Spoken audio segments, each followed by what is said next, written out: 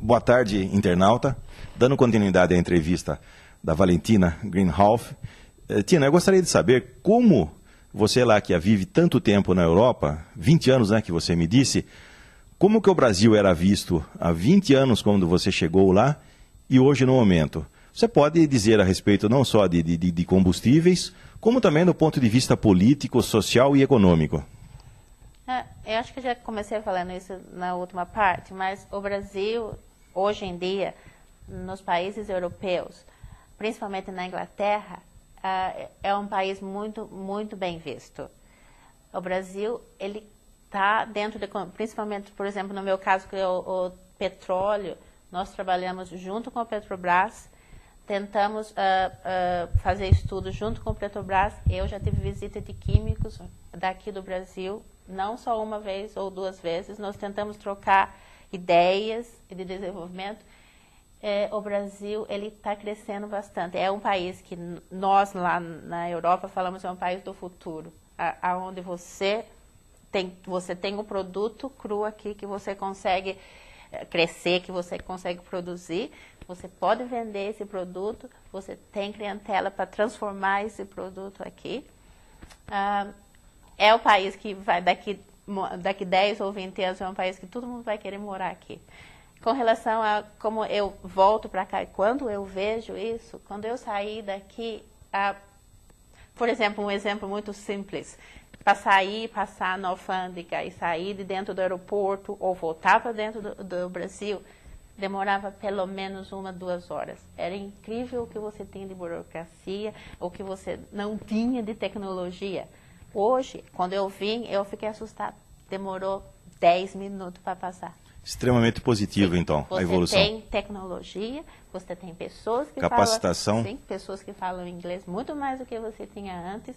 Você tem sinalização, você tem bancos 24 horas, tem bancos onde você pode pegar dinheiro. Antes você não tinha nada disso.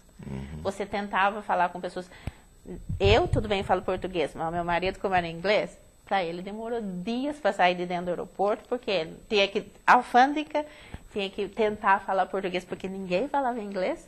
Hoje é muito mais fácil. E ainda bem que ele tinha você ao lado, né? Porque senão, praticamente... Não tinha.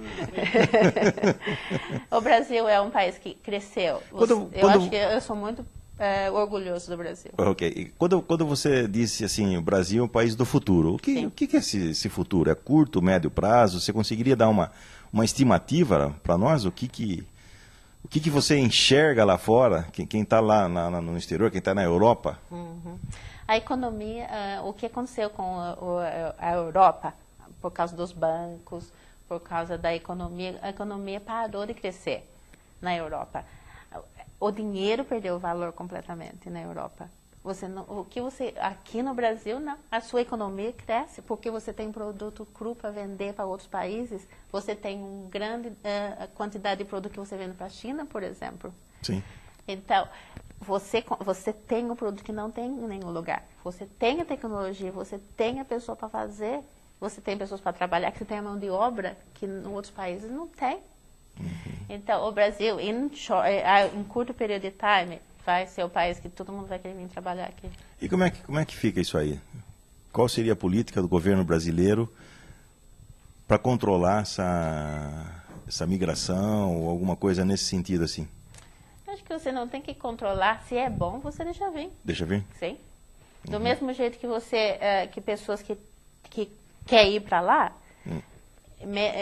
pessoas lutam contra a imigração, mas isso é só porque pessoas que estão indo lá não tem passaporte, não tem trabalho. Mas a pessoa que é bom, tem 2 tipos de imigração. Sim. Migração boa e a migração ruim. Okay. Os melhores professores são estrangeiros, mesmo lá na Inglaterra. Tá. Se você sabe o que você está fazendo, você entra e você faz o trabalho. E eu acho que o país precisa deixar você entrar. Mesmo do contrário também. É uma troca de tecnologia, é uma troca de língua, tem que deixar. Troca de língua, troca de conhecimentos, Sim. Tecnológico, científico, né? Sim. A sua ida para a Europa foi o que? A convite? Como que se deu essa parte profissional sua? Não, eu casei, meu marido é inglês. Sim. Eu casei. Na época, eu casei numa situação onde o Brasil estava muito difícil. Eu casei na época onde teve o impeachment Do Collor. do Collor de Mello. Uhum. Meu marido é estrangeiro, não pôde ficar no Brasil porque ele não tinha cidadania. E na época era muito difícil para você conseguir conversar com alguém e para tentar ficar no Brasil. Não tinha como. É porque ele tinha um trabalho do governo, ele não tinha salário.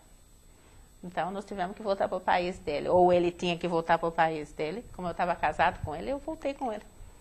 E foi boa a volta? Sim, no começo porque eu fiquei um tempo sem trabalhar. Nós fomos para Suíça. Moramos em Basel por um tempo. E ele continuou trabalhando o trabalho dele lá. O trabalho voltou para a Inglaterra. Aí, quando eu voltei para a Inglaterra, na Suíça eu fui mãe. Eu tive filhos. Teve filhos, né? Aí você tem que parar com a sua profissão de qualquer jeito. Quando eu voltei para a Inglaterra, minhas crianças já tinham crescido um pouco, aí que eu voltei a trabalhar. Ok. E, bom, você está feliz, está realizada profissionalmente lá nesse trabalho. Tem projetos de retorno para o Brasil? Algum convite de alguma empresa? Petrobras, por exemplo? Não, ainda não. Pode ser depois dessa entrevista eu vou ter. Quem sabe? Se eles descobrirem o que eles estão perdendo, deixar eu lá. Não ainda. Como eu falei, eu tenho meus filhos lá. E ainda estão na época de educação, onde eles ainda precisam da orientação da gente. Precisam que nós estamos lá com eles. Pode ser que depois que eles acharem o destino deles, aí nós estamos livres para até pensar em voltar para o Brasil. Bom, você disse de alfândega, uma série de comentários que você fez com relação ao Brasil. E 4 anos sem voltar para Itapira. Qual a impressão que você teve na hora que você pisou em solo tupiniquim? Eu adoro o solo tupiniquim. Eu adoro a cidade maravilhosa de Itapira. Se você é itapirense, você sempre é itapirense. Não interessa onde você está. Bom, agora você lá onde você está morando, lá como é o nome da cidade mesmo? Nesta cidade onde eu moro. Uhum. A cidade onde tem a refinaria da Shell é Ellesmere Porto, é onde eu trabalho. E é perto de Liverpool. Que delícia, né? Morar perto de Liverpool. Não, eu estava dizendo a você a satisfação, né, que você sente ao retornar para Itapira.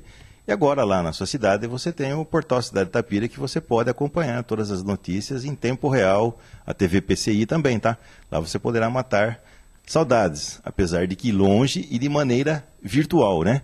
E eu aproveito por aqui, encerro a minha participação, e dentro de instantes o Beto Colosso, do jornal A Cidade, entra também para fazer mais algumas perguntas à Tina, e meus sinceros agradecimentos, e foi muito, muito bom tê-la aqui em nossos estúdios para essa entrevista, Tina. Obrigada a você.